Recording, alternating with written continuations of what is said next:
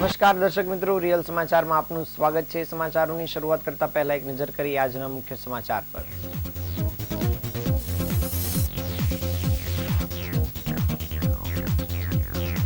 સુરતમાં ઓવરબ્રિજ પર થતા અકસ્માતોને રોકવા પ્રોટેક્શન વોલ એટલે કે લોખંડની ગ્રીલ લગાવવામાં આવશે। કોસાડના બસ ડેપોમાંથી રિપેરિંગ કરાવીને બસમાં લાગતા શોર્ટ સર્કિટને કારણે લાગી આગ। લાલ દરવાજાથી સ્ટેશન તરફના રોડ પરની પાણીની લાઇનમાં લીકેજ, વાહન ચાલકોને ભારે હાલાકી। લિંબાયતમાં કૂતરા બાબતે પડોશીઓ વચ્ચે છૂટા હાથની મારામારી, પોલીસે રાયોટિંગના ગુના હેઠળ કરી ધરપકડ। પાંડેસરામાંથી શંકાસ્પદ રીતે 22 વર્ષીય યુવકની લાશ મળી, પરિવારજનોનો લૂંટ બાદ હત્યાનો આક્ષેપ। રામનાથ ઘેલા મંદિરે કાનની બીમારીની માનતા પૂરી કરવા ભક્તોએ શિવજીને જીવતા કરસલા ચડાવ્યા।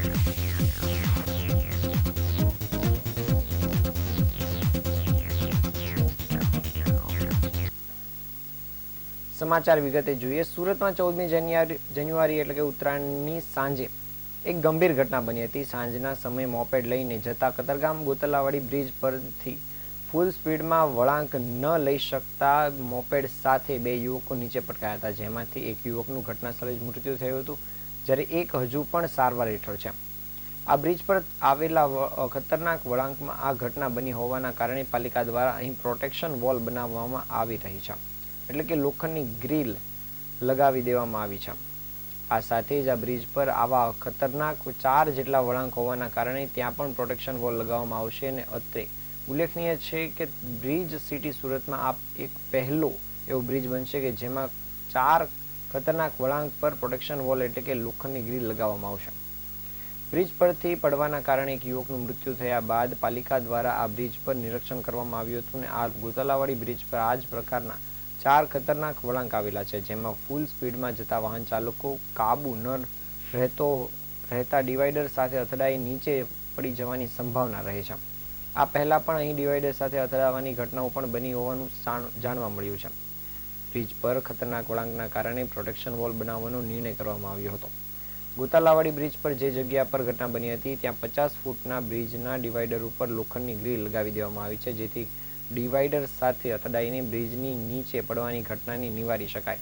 આ સાથે જ આગામી દિવસોમાં પણ અન્ય 3 ખતરનાક વળાંકો પર બ્રિજ પર લોખંડની ગ્રીલ લગાવવામાં આવશે। સુરતમાં અલગ અલગ 120થી વધુ બ્રિજ આવેલા છે, જે પૈકીના તાપી નદી પરના બ્રિજ પર નદીમાં કૂદીને જીવન ટૂંકાવવાની ઘટના ન બને તે માટે લોખંડની ગ્રીલ લગાવવામાં આવી છે અને આ સાથે જ 2 થી 3 વધુ ઓવરબ્રિજ પર આવેલા વળાંકમાં લોખંડની ગ્રીલ લગાવી દેવામાં આવી છે। જો કે એક જ બ્રિજ પર વધુ ગ્રીલ લગાવવામાં આવી હોય તેવું આ ગોતાલાવાડીનો બ્રિજ પહેલો બ્રિજ બનશે।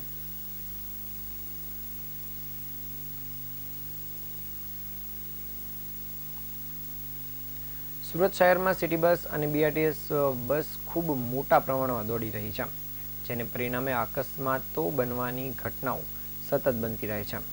સુરત સિટી બસની અંદર એકાએક આગ લાગી હતી અને અમરોલી ડેપોથી ડેપો તરફ જતી બસમાં આગ સમગ્ર ઘટના બનવા પામી હતી।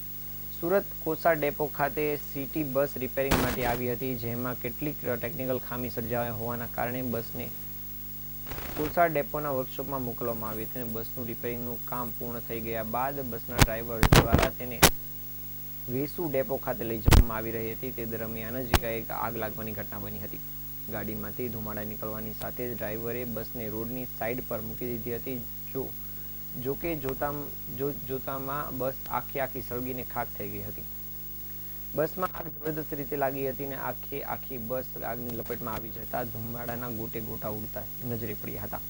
ફાયર વિભાગ દ્વારા ઘટનાસ્થળ પર પહોંચે તે પહેલા જ આખી બસ બળીને ખાખ થઈ ગઈ હતી। અધિકારીઓના જણાવ્યા પ્રમાણે શોર્ટ સર્કિટના કારણે આગ લાગી હતી। જો કે કોઈ પેસેન્જર અંદર ન હોવાના કારણે મુસાફરોનો જીવ જોખમમાં મુકાયો ન હતો।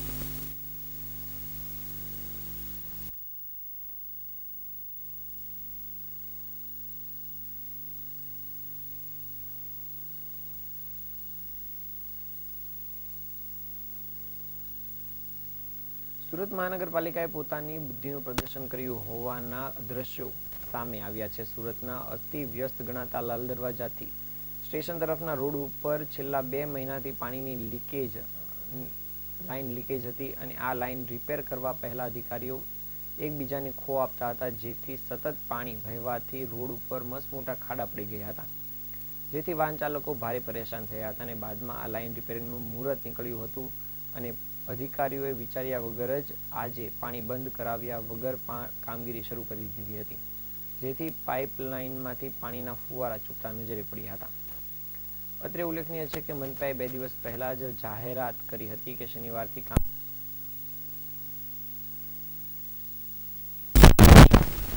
સુરતના લાલ દરવાજા વિસ્તારમાં સ્ટેશન તરફ જતા રસ્તા પર છેલ્લા 2 મહિનાથી પાણીની લાઈન લીકેજ થઈ હતી અને હજારો લીટર પાણીનો વેડફાટ થયો છે. આ મામલે ત્યાંના સ્થાનિક લોકોએ, બિલ્ડિંગના રહીશોએ અને સુરત સિટી બસના ડ્રાઈવરોએ પણ રજૂઆત કરી હતી અને સતત પાણી વેડફાટના કારણે રસ્તા પર ખૂબ મસમોટા ખાડાઓ પડી ગયા છે, જેને કારણે ત્યાંથી પસારતા વાહન ચાલકોને ભારે હાલાકીનો સામનો કરવો પડી રહ્યો છે. આ મામલે અધિકારીઓ એકબીજાને ખો આપતા નજરે પડ્યા હતા અને આ મારું કામ નથી, મોટી લાઈન વાળવાનું કામ છે કરીને દિવસો પસાર કર્યા હતા. ત્યારે હવે જેટલું કામ શરૂ કરવામાં આવ્યું હતું પણ અધિકારીઓએ પાણી આપ્યા વગર જ કામગીરી શરૂ કરી હતી, જેથી જેસીબી મશીન દ્વારા ઉપરની ધૂળ હટાવતા પાણીના ફુવારા છૂટ્યા હતા. ત્યારબાદ અધિકારીઓને યાદ આવ્યું હતું કે ફરી કામ બંધ કરી દીધું હતું.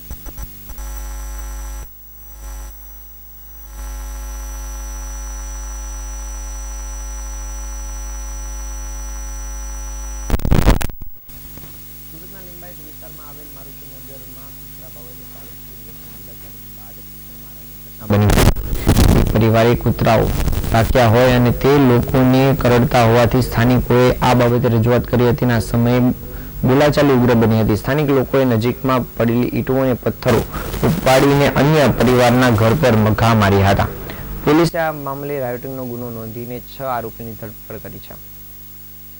મારુતિનગર વિસ્તારમાં એક પરિવારમાં 3 મહિલા વ્યક્તિઓ જાણવા મળ્યું છે. તેમના દ્વારા કેટલાક શ્વાન પાળવામાં સોસાયટીમાં રહેતા લોકોને પણ કડી ખાતા હોવાની ઘટનાઓ બની હતી, જેને લઈને સ્થાનિક લોકોનો ગુસ્સો વધી ગયો હતો અને 2 દિવસ પહેલા ફરી એક વખત કૂતરાને લઈને પાડોશીઓ સાથે ઝઘડો થયો હતો અને ત્યારબાદ આસપાસના લોકો દ્વારા ઉગ્ર થઈને મહિલાઓ સમક્ષ રજૂઆત કરતા દેખાયા હતા. ત્યારબાદ સ્થાનિક લોકોએ પથ્થરમારો શરૂ કર્યો હતો અને ઈંટોનો ઢગલો હોવાથી એક બાદ એક ઊંચકીને લોકોએ કૂતરા પાળનાર પરિવારના ઘર પર ઈંટ ફેંકવાનું શરૂ કર્યું હતું. વાયરલ થયેલા વિડીયોમાંથી પોલીસે ઈંટો મારનારા લોકોની ઓળખ મેળવી લીધી છે અને 6 આરોપીઓને ઝડપી પાડ્યા છે. સ્થાનિક લોકોના કહેવા મુજબ શ્વાનો સોસાયટીમાં લોકોને કરડી રહ્યા છે અને તેના કારણે અનેક વખત ફરિયાદ કરવામાં આવી છે, તેમ છતાં આ પરિવાર તેની ગંભીરતાથી લેતો નથી અને જેને કારણે સ્થાનિકો પરેશાન થઈ રહ્યા છે.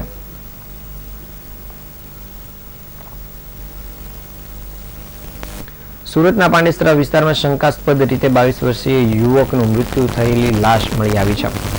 મકાન સામે જ મારુતિ ઇન્ડસ્ટ્રીયલ પાસેથી મૃતદેહ મળી આવ્યો હતો, જેના આંખના ભાગે ગંભીર ઈજાના નિશાન મળ્યા છે.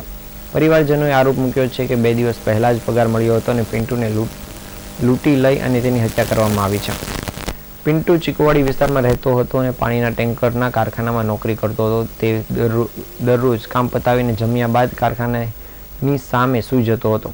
પરિવારજનોના જણાવ્યા મુજબ પગાર મળ્યા બાદ મોડી રાત્રે 11 વાગ્યે તેની ભાઈ રવિ સાથે વાત થઈ હતી અને આ દરમિયાન તેણે કહ્યું હતું કે તેની તબિયત થોડી ખરાબ છે અને પગમાં દુખાવો થઈ રહ્યો છે, પરંતુ બીજા દિવસે તેની લાશ મળતા સમગ્ર પરિવાર માટે આઘાતજનક સ્થિતિ ઊભી થઈ છે. પિન્ટુના ભાઈએ જણાવ્યું હતું કે 2 દિવસ પહેલા જ તેને પગાર મળ્યો હતો અને બાદ કોઈએ લૂંટની હેતુથી તેની હત્યા કરી છે અને મૃતદેહ પર ઈજાના નિશાન છે, જે દર્શાવે છે કે પહેલા મારઝૂડ કરવામાં આવી હતી અને તેના પછી તેને મારી નાખવામાં આવ્યો છે. આ સમગ્ર મામલે પોલીસ દ્વારા તપાસ કામગીરી શરૂ કરવામાં આવી છે, જેમાં પોલીસનું કહેવું છે કે પ્રાથમિક તપાસ હેઠળ મૃતદેહને પોસ્ટમોર્ટમ માટે અર્થે મોકલવામાં આવ્યો છે અને અન્ય પુરાવા એકઠા કરવામાં આવી રહ્યા છે.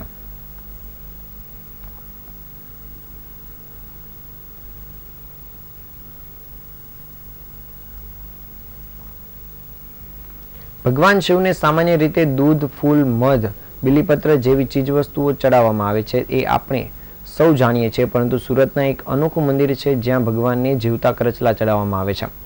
લોકો પોતાની માન્યતા પૂરી કરવા માટે ભગવાનને જીવતા કરચલા ચડાવે છે. ઉત્તરાયણ બાદ આ બાધા પૂરી કરવા માટે આ દિવસે ઉમરા ખાતે આવેલા રામનાથ ઘેલા મંદિરે હજારોની સંખ્યામાં લોકો મંદિરે આવીને માનતા પૂરી કરે છે. સુરતના ઉમરા વિસ્તારમાં આવેલ રામનાથ ઘેલા મંદિર વિશ્વનું એક એવું મંદિર છે જ્યાં પોષી એકાદશીના દિવસે શિવલિંગ પર જીવતા કરચલા ચડાવવામાં આવે છે. લોકમાન્યતા મુજબ શારીરિક તકલીફ હોય, જેવું ખાસ કરીને કોઈને કાનની લગતી બીમારી હોય અને આ મહાદેવ પર આસ્થા રાખે છે તો કાનના રોગ દૂર થાય છે. રોગ દૂર થઈ ગયા પછી ભાવિકો દ્વારા શિવલિંગને પણ જીવતા કરચલા ચડાવવામાં આવે છે. લોકો બાધા પૂર્ણ કરવા માટે ભાવિકો સવારથી જ જીવતા કરચલા લઈને અહીં મંદિર પહોંચી પૂજા અર્ચના કરે છે અને વર્ષમાં ફક્ત એક જ દિવસ જીવતા કરચલા ચડાવવાની આ માનતા હોય છે, જેને માટે સવારથી જ દર્શન કરવા માટે ભક્તોની લાંબી લાઈન જોવા મળે છે. પ્રાચીન મંદિર તરીકે ઓળખાતા મંદિર સાથે અલૌકિક ઘટના જોડાયેલી છે. લોકવાયકા મુજબ ભગવાન રામે તર્પણ વિધિ દરમિયાન કોઈ બ્રાહ્મણ ન હોવાથી સમુદ્રદેવને બ્રાહ્મણ સ્વરૂપે પ્રગટ થવા વિનંતી કરી હતી, જેથી સમુદ્રદેવ બ્રાહ્મણ રૂપે પ્રગટ થયા હતા અને રામે પૂજા કરી હતી. આ દરમિયાન સમુદ્રના મોજાના કારણે અનેક જીવતા કરચલા શિવલિંગ પર આવી પડ્યા હતા. સમુદ્રદેવે ભગવાન શ્રી રામની આ જીવોનો ઉદ્ધાર કરવા વિનંતી કરી હતી અને ભગવાન આ જોઈને ઘેલા ઘેલા બન્યા હતા, જેથી આ મંદિરનું નામ રામનાથ ઘેલા મહાદેવ પડ્યું હતું. વર્ષમાં એક જ વાર આ મંદિરમાં કરચલા ચડાવવાની માન્યતા હોવાથી આજના દિવસે અહીં હજારોની સંખ્યામાં ભક્તજનો દર્શનાર્થે આવતા હોય છે. સુરત સિવાય અહીં મુંબઈ અને દિલ્હીથી પણ ભક્તો દર્શનાર્થે આવે છે અને પોતાની બાધા પૂર્ણ કરે છે.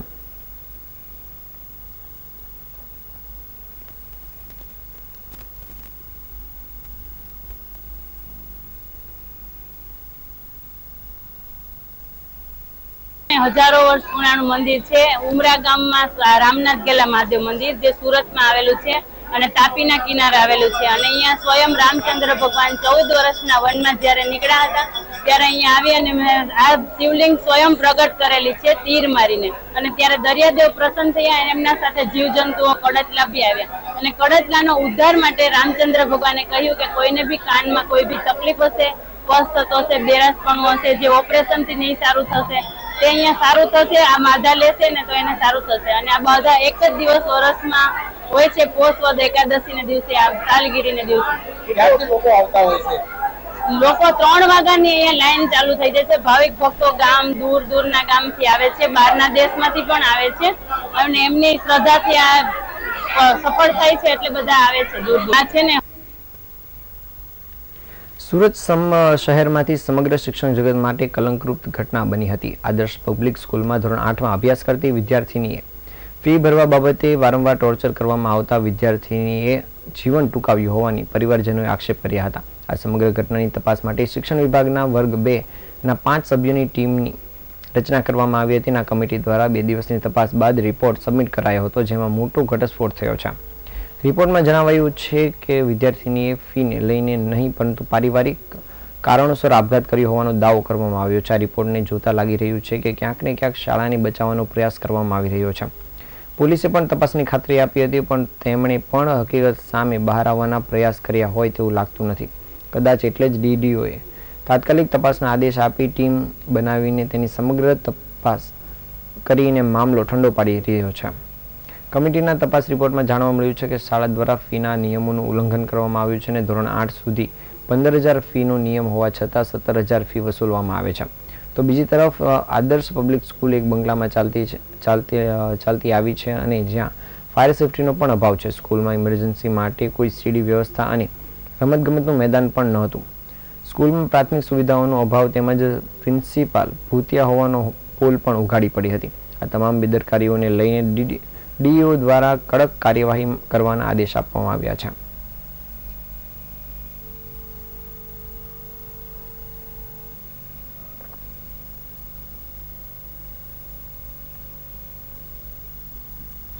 સુરતના ગોડાદરા વિસ્તારમાં ધોરણ 8માં અભ્યાસ કરતી વિદ્યાર્થીનીએ મંગળવારે જીવન ટૂંકાવી લીધું હોવાની ઘટના બની હતી. વિદ્યાર્થીની ગોડાદરા વિસ્તારમાં રહેતી અને આદર્શ પબ્લિક સ્કૂલમાં અભ્યાસ કરતી હતી અને વિદ્યાર્થીનીના આ પરિવારજનોએ આક્ષેપ કર્યા હતા કે ફી નહીં ભરવાના કારણે વિદ્યાર્થીનીને 2 દિવસ શાળાના સંચાલકોએ ટોયલેટ પાસે ઊભી રાખી હતી અને વિદ્યાર્થીની સાથે અમાનવીય વર્તન કર્યું હતું અને ફી માટે દબાણ કર્યું હતું, જેથી એબીવીપી દ્વારા વિરોધ પ્રદર્શન કરવામાં આવ્યું છે.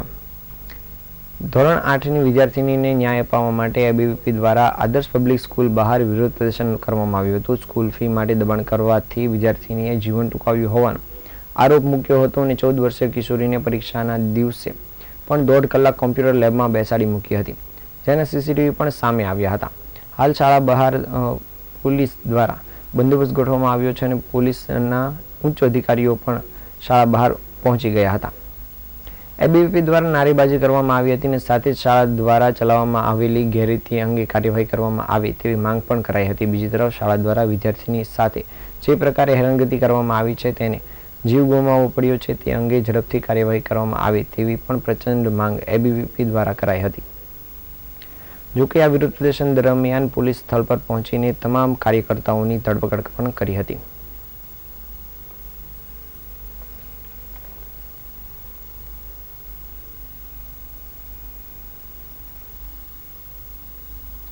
સુરત મહાનગરપાલિકા ડ્રીમ સિટીના ₹352 કરોડના વિવિધ જનહિતલક્ષી પ્રકલ્પોનું ખાતમુહૂર્ત અને લોકાર્પણ મુખ્યમંત્રી દ્વારા કરવામાં આવ્યું હતું. આ પ્રસંગે મુખ્યમંત્રી ભૂપેન્દ્ર પટેલે જણાવ્યું હતું કે વિકસિત ભારત માટે ગુજરાત અને વિકસિત ગુજરાત માટે સુરત નેતૃત્વ લેશે. રાજ્યના અર્થતંત્રને મજબૂતી આપવામાં સુરતનું અપ્રતિમ યોગદાન છે, એટલે જ સુરત માટે જરૂરી એક પણ વિકાસ કાર્ય બાકી ન રહે તેવું આયોજન અમે આગામી બજેટમાં કર્યું છે. વિકસિત ભારત માટે ગુજરાત અને વિકસિત ગુજરાત માટે સુરત નેતૃત્વ લેવાનું છે. નાણાં ઉર્જા મંત્રી કનુભાઈ દેસાઈ, ગૃહ રાજ્યમંત્રી હર્ષ સંઘવી, વન અને પર્યાવરણ રાજ્યમંત્રી મુકેશભાઈ પટેલ, શિક્ષણ રાજ્યમંત્રી પ્રફુલભાઈ પાનસેરિયાની વિશેષ ઉપસ્થિતિમાં મુખ્યમંત્રીએ સુરત મનપાની 18 સુમન શાળાઓમાં ઇનોવેટિવ એજ્યુકેશન આપવાના હેતુથી નિર્મિત રોબોટિક લેબ્સનું પણ લોકાર્પણ કર્યું હતું. સુરતમાં વધી રહેલી વસ્તી અને ટ્રાફિકના કારણે માસ ટ્રાન્સપોર્ટેશનની જરૂરિયાત વધી છે, ત્યારે શહેરને સસ્ટેનેબલ અર્બન મોબિલિટીને વધુ સક્ષમ સુદૃઢ બનાવવા માટે સુરત ખાતે મુખ્યમંત્રીની ઉપસ્થિતિમાં જર્મન સરકારની કંપની GIZ અને સુરત મનપા વચ્ચે MOU કરવામાં આવ્યા હતા. મુખ્યમંત્રીએ જણાવ્યું હતું કે સરકારના કોઈપણ કાર્યમાં જનભાગીદારીથી વિકાસ કાર્યો દીપી ઉઠે છે અને સુરતે જનભાગીદારીથી વિકાસને નવી ઊંચાઈ બક્ષી છે. આગામી પ્રજાસત્તાક પર્વના સંદર્ભે તેમણે કહ્યું હતું કે આઝાદીના સમયમાં દેશ માટે મરવાના આહવાન થયા હતા, પરંતુ હવે આઝાદ અને પ્રજાસત્તાક રાષ્ટ્રમાં જીવીએ છીએ ત્યારે દેશને ઉપયોગી બને તે માટે જરૂરી છે. ભારત સરકારના નીતિ આયોગે દેશના પસંદ કરેલા પ્રદેશોમાં આર્થિક વિકાસને વેગ આપવાના ઉદ્દેશ માટે ધ ગ્રોથ હબ પહેલ શરૂ કરી છે, જેમાં સુરત, ભરૂચ, નવસારી, તાપી, ડાંગ અને વલસાડ જિલ્લાઓના બનેલા સુરત ઇકોનોમિક રિજિયન ઇકોનોમિક પ્લાનને સફળ બનાવવા રાજ્ય સરકારે પૂરતા વેગને કામ આરંભી દીધું છે, જેના ઉમદા પરિણામો દક્ષિણ ગુજરાતમાં જોવા મળશે તેમ મુખ્યમંત્રીએ ઉમેર્યું હતું. વર્ષ 2003થી જ ગુજરાત પ્રદેશમાં સૌથી વધુ રોજગારી આપતું રાજ્ય છે અને પણ મુખ્યમંત્રીએ હર્ષે ઉલ્લેખ કર્યો હતો.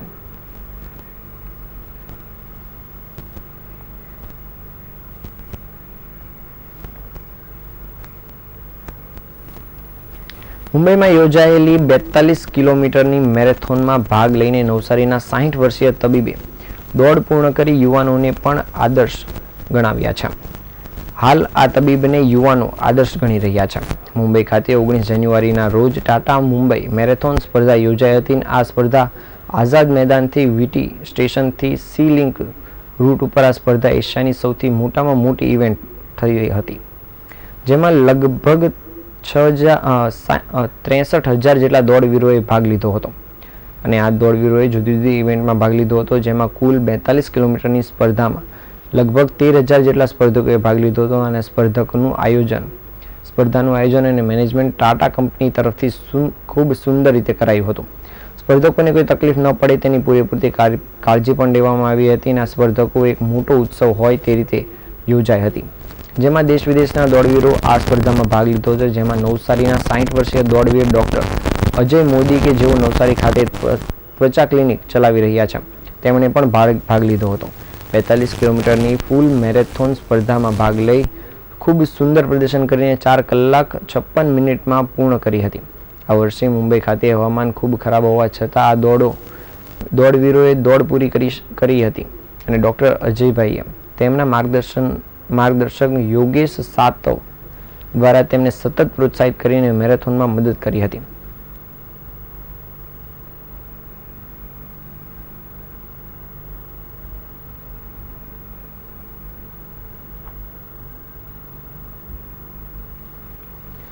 સુરત શહેરના લિંબાયત પોલીસ મથકની હદમાં સ્થાનિક પોલીસના કહેવાતા વહીવટદારના આશીર્વાદથી સંજયનગર 2 માં ધમધમી રહેલા જુગારધામ પર સ્ટેટ મોનિટરિંગ સેલની ટીમ દ્વારા દરોડા પાડવામાં આવ્યા હતા.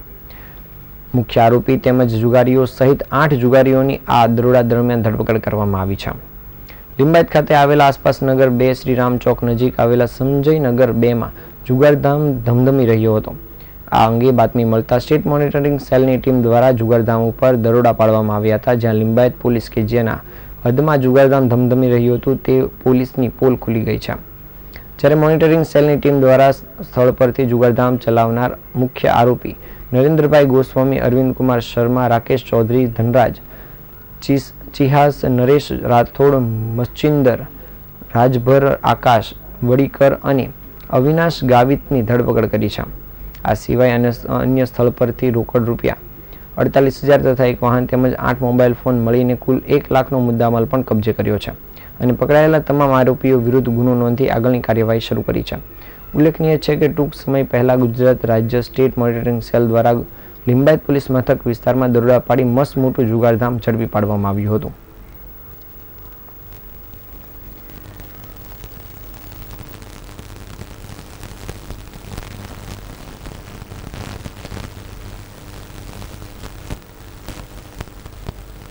સમાચારના અંતે ફરી એકવાર નજર કરીએ આજના મુખ્ય સમાચાર પર.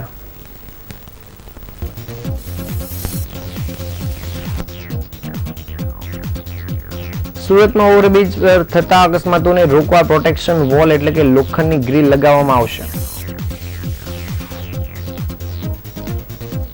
કોસાડના બસ ડેપોમાંથી રિપેરિંગ કામ કરાવી જતી બસમાં શોર્ટ સર્કિટથી લાગી આગ.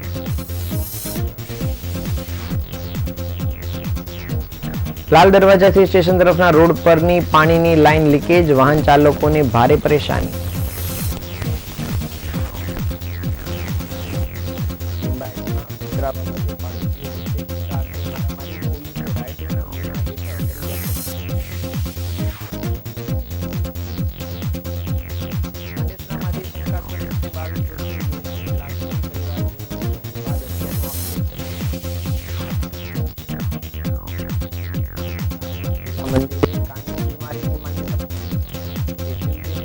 કરચલા ચડાવ્યા.